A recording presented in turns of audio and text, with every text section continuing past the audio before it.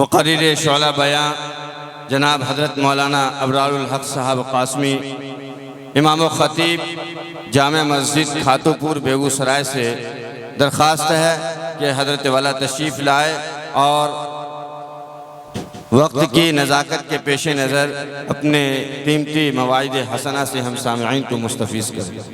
فاعوذ باللہ من الشیطان الرجیم، بسم اللہ الرحمن الرحیم۔ یوم لا ينفع مال ولا بنون الا من اتى الله بقلب سلیم۔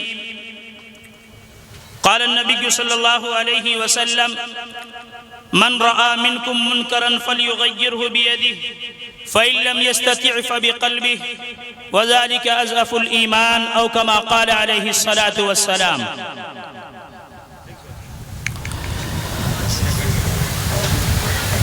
باتیں کافی دیر سے آپ علماء کرام کو سماعت فرما رہے تھے، سن رہے تھے۔ اکثر لوگ اپنی نیند کی آغوش میں جا چکے ہیں، جو یہاں موجود ہیں وہ بھی اپنی تیاری میں لگے ہوئے ہیں، اور آپ کو معلوم ہے کہ آپ کے علاقے کے ایک جید عالم دین فاضل نوجوان مولانا مظہر الحق صاحب ابھی باقی ہیں، تو آپ ان کا سن کے ہی جائیں۔ کسی شاعر نے کیا خوب کہا کہ فلک چاند سورج ستارے نہ ہوتے، فلک چاند سورج ستارے نہ ہوتے، زمیں پر نبی گر ہمارے نہ ہوتے، فلک چاند سورج ستارے نہ ہوتے، زمیں پر نبی گر ہمارے نہ ہوتے، نہ ہوتے رسول خدا جو جہاں میں، خدا کی قسم یہ نظارے نہ ہوتے۔ آگے آقا مدنی جناب محمد الرسول اللہ صلی اللہ علیہ وسلم کے بارے میں کسی نے کہا کہ رہ کے فاقوں میں غریبوں کو کھلانے والے، رہ کے فاقوں میں غریبوں کو کھلانے والے کتنے افضل ہے محمد کے گھرانے والے، رہ کے فاقوں میں غریبوں کو کھلانے والے کتنے افضل ہے محمد کے گھرانے والے۔ میرے نبی تو گئے ہیں ساتوں فلک سے آگے، میرے نبی تو گئے ہیں ساتوں فلک سے آگے، اتنا اتراتے ہو کیوں اے چاند پہ جانے والے۔ میرے دوستو، قرآن مجید کی ایک چھوٹی سی آیت میں نے تلاوت کی۔ اللہ رب العالمین نے قرآن مجید کے اندر فرمایا: یوم لا ينفع مال ولا بنون الا من اتى اللہ بقلب سلیم۔ دو چیزوں کی اس کے اندر نفی کی گئی ہے، دو چیزوں کی، ان دو میں سے ایک تو مال کی نفی کی گئی ہے اور ایک اولاد کی نفی کی گئی ہے۔ ہم اور آپ کا یہ تصور ہے، ذہن و دماغ کے اندر یہ بات بٹھائے ہوئے ہیں کہ دنیا کے اندر انسانوں کے کام جو آتے ہیں، ایک تو اولاد کے ذریعے سے کام بنتی ہے اور دوسرا جو کام بنتا ہے وہ مال کے ذریعے سے کام بنتا ہے۔ لیکن میرے دوستو، اولاد سے تمام کام نہیں بنتے، کچھ کام بن جاتے ہیں اور تمام کام نہیں بنتے۔ اسی طریقے سے مال کے ذریعے بھی دنیا کے اندر میرے دوستو چند کام تو بن جاتے ہیں لیکن تمام کام نہیں بن پاتے۔ انہی کے متعلق قرآن مجید کے اندر اللہ رب العالمین نے فرمایا: یوم لا ينفع مال ولا بنون الا من اتى اللہ بقلب سلیم۔ یہ جو ہم چاہ رہے ہیں کہ مال و اولاد کے ذریعے ہمارا کام بن جائے، نہیں، بلکہ اللہ کو پسند ہے کہ آپ اللہ کے سامنے سوارا ہوا دل لے کے جائیں۔ قلب سلیم اللہ کو منظور ہے۔ قلب سلیم یعنی سوارا ہوا جو دل ہوگا وہ اللہ کے سامنے ہم پیش کر سکتے ہیں۔ اور دوستو، دنیا کے اندر مال کے ذریعے آپ دوائی تو خرید سکتے ہیں، مال کے ذریعے آپ مکان زمین جائیداد تو خرید سکتے ہیں، دنیا کے اندر مال کے ذریعے آپ اینک تو خرید سکتے ہیں، لیکن آنکھ کی روشنی میرے دوستو نہیں لوٹا سکتے۔ دنیا کے اندر میرے دوستو مال کے ذریعے آپ کسی کے علاج و معالج تو کر سکتے ہیں لیکن ان کو صحت اور تندرست مکمل طور پہ نہیں دے سکتے.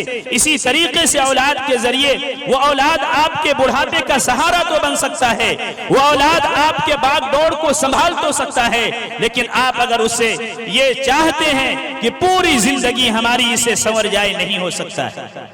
اللہ نے فرمایا کہ قلب سلیم لے کر آؤ. جس قلب کے اندر قلب سقیم ہو چکا ہے, قلب بیمار ہو چکا ہے, اس قلب کو میرے دوستو سلیم بنا کر لے کر آؤ تو اللہ کو وہ پسند ہے. حدیث کے اندر آقا مدنی جناب محمد رسول اللہ صلی اللہ علیہ وسلم نے فرمایا من رأى منكم منكرا فليغيره بيده فإن لم يستطع فبلسانه فإن لم يستطع فبقلبه وذلك أضعف الإيمان. یہ اصلاح معاشرہ کا جلسہ ہے, بینر تلے لکھا ہوا ہے اصلاح معاشرہ. آپ نے ابھی بڑے بڑے علماء سے, ہندوستان کے جید کبائر علماء سے آپ نے سنا, کبار علماء سے آپ نے سنا کہ انہوں نے اصلاح معاشرہ کے اوپر نبی کریم صلی اللہ علیہ وسلم کی سیرت کے اوپر, اما عائشہ کی سیرت کے اوپر مکمل و مدلل مفصل بیان کی. میں آپ کو بتاؤں, حدیث کے اندر یوں فرمایا کہ اگر آپ کے بازو کے اندر کوئی سکت ہو, آپ دیکھ رہے ہیں کوئی غلط ہو رہا ہے, اصلاح معاشرے سے اس پیغام کو لے کر جائیے.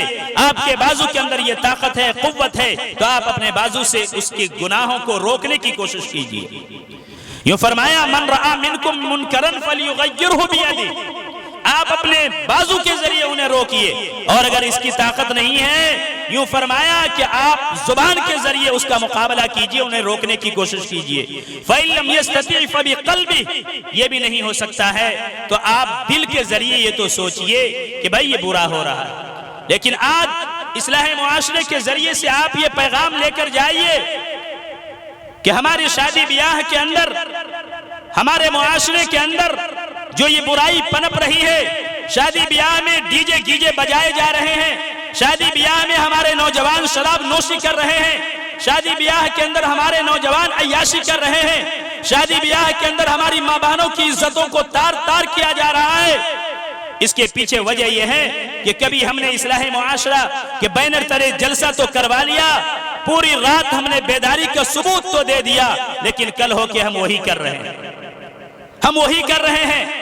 نہ ہم سے میرے دوستو یہ گانا بجانا چھوٹ رہا ہے, نہ ہم سے شراب نوشی چھوٹ رہی ہے, نہ ہم سے جو ہے یہ عیاشی چھوٹ رہی ہے. اپنے دوستوں کے بہکاوے پہ, اپنے میرے دوستوں اپنے عزیز و اقارب کے بہکاوے پہ ہم نے اپنے شادی بیاہ کو ایک غلط میسیج کے ذریعے سے لوگوں کے سامنے ہم نے یہ پیش کر دیا, ثابت کر دیا کہ مسلمان کی قوم نہیں ہو سکتی, یہ اسلام کا طریقہ نہیں ہو سکتا, یہ دین کا طریقہ نہیں ہو سکتا, یہ میرے دوستو شریعت کا یہ طریقہ نہیں ہو سکتا ہے. آپ جس طریقے کو فالو کر رہے ہیں, جس میرے دوستو شادی کے اندر ڈی جے گیجے بجانے کی کوشش کر رہے ہیں, اصلاح معاشرہ اس کے خلاف ہے. اصلاح معاشرہ میرے دوستو اس کی اجازت نہیں دیتا ہے, اصلاح معاشرہ اس کی بالکل اجازت نہیں دیتی ہے, لیکن اس کے باوجود ہم اس کو کر رہے ہیں. اور دوسری چیز, بینر تلے آپ نے دیکھا کہ مسجد کی سنگ بنیاد, تو ابھی آپ نے ہمارے حضرت مولانا سہراب صاحب سے بھی سنا کہ مسجد تو بنا دی شب بھر میں ایمان کی حرارت والوں نے, من اپنا پرانا پاپی تھا برسوں میں نمازی بن نہ سکے. مسجدیں بنا دی جاتی ہے, مسجدوں کے لیے میرے دوستو علماء اتنی جد و جہد کر رہے ہیں, اتنی کاوش اور کوشش میں لگے ہوئے ہیں. آپ نے دیا, آپ کا خون پسینے کا پیسہ یہاں پہ اکٹھا کیا گیا. کیوں؟ کل قیامت کے روز اس مسجد کے اندر یہ گواہی دی جائے گی. اللہ رب العالمین کے سامنے میرے دوستو اس مسجد کے اندر اگر آپ نے اینٹ دی یا جو بھی سامان دیا ہے آپ نے, ان تمام کے تمام چیز گواہی دے گی اور یہ کہے گی کہ یہ ہرداس چک کے لوگوں نے, نوجوانوں نے, قرب و جوار کے لوگوں نے جو آئے تھے, ان تمام کی محنت کا یہ ثمرہ ہے کہ مسجد کی آج مکمل تعمیر ہو چکی ہے. اسی کو کسی نے کہا کہ جس دور پہ نازا تھی دنیا اب ہم وہ زمانہ بھول گئے, جس دور پہ نازا تھی دنیا اب ہم وہ زمانہ بھول گئے. اوروں کو جگانا یاد رہا, خود ہوش میں آنا بھول گئے. اوروں کو جگانا یاد رہا, خود ہوش میں آنا بھول گئے. گئے، منہ دیکھ لیا آئینے میں، پر داغ نہ دیکھا سینے میں، دل ایسا لگایا جینے میں، مرنے کو مسلمان بھول گئے، دل ایسا لگایا جینے میں، مرنے کو مسلمان بھول گئے۔ آذان تو اب بھی ہوتی ہے، آذان تو اب بھی ہوتی ہے، مسجد کے فضا میں اے انور، جس ضرب سے دل ہل جاتے تھے وہ ضرب لگانا بھول گئے۔ مؤذن اذان پکار رہا ہے، اللہ اکبر کی کبریائی بلند کر رہا ہے، حی علی الصلاح حی علی الفلاح کی میرے دوستو آوازیں صدائیں لگا رہا ہے، لیکن اس کے باوجود ہمارے کانوں پہ جوئی تک نہیں رہی۔ ہم موبائلوں کے اندر مست ہیں، ہم اپنے دل و دماغ کو میرے دوستو گانوں میں جو ہے مست کر رہے ہیں، ہمیں یہ پتہ نہیں، یہ احساس نہیں اذان ہو رہی ہے، اور جب مولانا کا بیان ہوگا کہیں گے مولانا صاحب آذان ہو رہی ہے بند کر دیجیے، ڈی جے بج رہا ہے، کسی کی یہ ہمت نہیں ہوگی۔ میں نے حدیث پڑھا، من رآ منکم منکرا فلیغیرہ بیدہ، آپ اپنے بازو کے ذریعے انہیں روکیے، لیکن کسی کی یہ ہمت نہیں، کسی کی یہ سکت نہیں ہوگی، اور آذان ہو تو کہیں گے مولانا بیان بند کر دیجیے۔ یہ اچھی بات ہے، اللہ کی کبریائی، اللہ کی عظمت کو بیان کیا جا رہا ہے، حی علی الفلاح حی علی الصلاح کی صدائیں بلند کی جا رہی ہے، اعلان کیا جا رہا ہے، لیکن اس اعلان کا جواب بھی ہمیں دینے آنی چاہیے۔ کسی نے کہا کہ بتوں کے شہر میں جا کر خدا کا نام لکھ دینا، جہاں پہ کفر لکھا ہو وہاں اسلام لکھ دینا۔ کوئی پھولوں کو پیروں سے کچلنے کی کوشش کرے تو شاخ گل کی ہر پتی پہ قتل عام لکھ دینا۔ آج ہندوستان کا جو نظارہ ہے، ابھی آپ نے حضرت مولانا عبداللہ سالم قمر چترویدی صاحب سے آپ نے سنا، میں بھی آپ کو بتاؤں کہ اللہ کے محبوب نبی جناب محمد رسول اللہ صلی اللہ علیہ وسلم جب مکہ سے مدینہ المنورہ تشریف لائے تھے تو سب سے پہلے انہوں نے اپنے مکان کی فکر نہیں کی، اپنے سرائے کی فکر نہیں کی، اپنے چھت کی فکر نہیں کی، بلکہ وہاں پہ آنے کے بعد سب سے پہلے مسجد کی فکر کی تھی۔ علماء نے یہ فرمایا، اور میرے دوستو حضرت عمر رضی اللہ تعالی عنہ کا جب دور خلافت تھا، اس دور خلافت کے اندر یوں بتایا گیا، ایک نہیں، دو نہیں، ہزار نہیں، 2000 نہیں، 3000 4000 نہیں، بلکہ انہوں نے اپنے دور خلافت کے اندر 5000 مسجد بنوائی تھی، 5000 مساجد بنوائی، اور جن میں سے یوں بتایا جاتا ہے، علماء فرماتے ہیں کہ 900 جامع مسجد کی تعمیر کروائی تھی۔ 5000 میں سے 900 جامع مسجد کی تعمیر کروائی تھی۔ آج ہم بھی ان کے ماننے والے ہیں، ہم بھی ان کے نقش قدم پہ چلنے والے ہیں، ہم بھی ان کے ناموں پہ مر مٹنے والے ہیں، لیکن ہمارے اندر یہ چندے کی ضرورت پیش آ جاتی ہے۔ ہمارے اندر میرے دوستو مسجد کی اگر بنیاد ڈال دی جاتی ہے تو مسجد بننے میں صدیاں گزر جاتی ہے، ہم مسجد کی تعمیر مکمل نہیں کر پاتے۔ وہ حضرت عمر فاروق تھے، جس وقت میرے دوستو وہ اپنے ارادے کے اوپر تھے، اپنے قوم کے اوپر تھے، جب اسلام کے اندر داخل نہیں ہوئے تھے، یوں بتایا جاتا ہے کہ اسلام کانپتی تھی، تھراتی تھی، اور جب اسلام کے اندر داخل ہو گئے تو دنیا کا نظارہ ہی بدل گیا۔ اسی کو میرے دوستو، اسی لیے ہمیں چاہیے کہ مسجد کی جو سنگ بنیاد ہے یا اصلاح معاشرہ سے جو پیغام دیا جا رہا ہے، شادی بیاہ کو آسان کیجئے۔ اللہ کے محبوب نبی جناب محمد رسول اللہ صلی اللہ علیہ وسلم نے فرمایا، ان اعظم النکاح برکہ ایسرہ موعونہ، سب سے بابرکت نکاح وہ ہے جس کے اندر فضول خرچی سے بچا جائے۔ آج ہم فضول خرچی کر رہے ہیں، ریلم ریلا ہو رہا ہے، ہزاروں نہیں، لاکھوں نہیں، کروڑوں روپے خرچ کر رہے ہیں۔ حضرت مولانا ابو الحسن علی میاں ندوی رحمت اللہ علیہ کے پاس ایک شخص آیا اور آ کر کہا، حضرت ہمیں اجازت دیجئے کہ ہم خودکشی کر لیں، ہم اپنے جان کو جو ہے ڈال دیں، ہم خود اپنے آپ کو جو ہے موت کے گھاٹ اتار دیں۔ حضرت نے فرمایا، وجہ کیا ہے؟ کیا بنی وجہ؟ میرے دوستو انہوں نے کہا، ایک نہیں، دو نہیں، 4 بچیاں ہیں، اور جہاں بھی ہم رشتے کی جو ہے نسبت لگاتے ہیں اپنی بچیوں کی، وہاں سے جہیز کی ڈیمانڈ، وہاں پہ اتنے مطالبات ہوتے ہیں کہ ہم لاچار و مجبور ہو جاتے ہیں۔ ایک ہوتی، آدھ ہوتی تو ہم کر لیتے اس کا انتظام، لیکن حضرت 4 بچیاں ہیں، کس طریقے سے ہم جو ہے اس کا انتظام کریں؟ حضرت نے کہا کہ یہ بڑی بات کیا ہے؟ انہوں نے کہا، آپ اتنے بڑے ہندوستان کے عالم ہیں، آپ اتنے بڑے بورڈ کے ذمہ دار ہیں، آپ ہمیں اجازت دیجئے، نوٹس لکھ کے دیجئے، ہم اپنے آپ کو جو ہے زندگی کو جو ہے وقف کر لیتے، اپنی زندگی کو داؤ پہ لگا دیں گے۔ حضرت کے آنکھ سے آنسو جاری ہو گیا اور یوں کہا کہ آج شادی بیاہ کو لوگ اتنا مشکل سمجھ بیٹھے ہیں، اتنا مشکل بنا بیٹھے ہیں کہ آج اس کی بنا پہ ہماری بہنیں مجبور ہو رہی ہیں اپنی زندگی کو میرے دوستو نرک میں ڈالنے کے۔ اپنے ہاتھوں میں جس ہاتھ میں مہندی رچانی چاہیے تھی وہ ہاتھ میرے دوستو خون سے آلودہ ہو رہا ہے۔ قرآن مجید کے اندر اللہ رب العالمین نے فرمایا وَإِذَا الْمَوْءُودَةُ سُئِلَتْ بِأَيِّ ذَنبٍ قُتِلَتْ، کل قیامت کے روز پوچھا جائے گا اس بہن سے، اس بچی سے پوچھا جائے گا اے میری بیٹی، اے میری بہن، ذرا یہ تو بتا کس جرم کے پاداش میں تجھے آگ میں جلنا پسند کی، کس جرم میں تو نے اپنے آپ کو خم کر دیا، کس جرم میں تم نے اپنے آپ کو برباد کر دیا۔ وہ کہے گی کہ اے اللہ رب العالمین، ہمارے والد محترم کے پاس، والدین کے پاس جہیز میں دینے کے لیے کچھ نہیں تھا۔ اس وقت کون ذمہ دار ہے؟ یہ معاشرے کے نوجوان ذمہ دار ہے، یہ معاشرے کے باوقار لوگ ذمہ دار ہے۔ ایک ہمارے گھر میں ہی بہن نہیں، ہر ایک کے گھر میں بہن ہے۔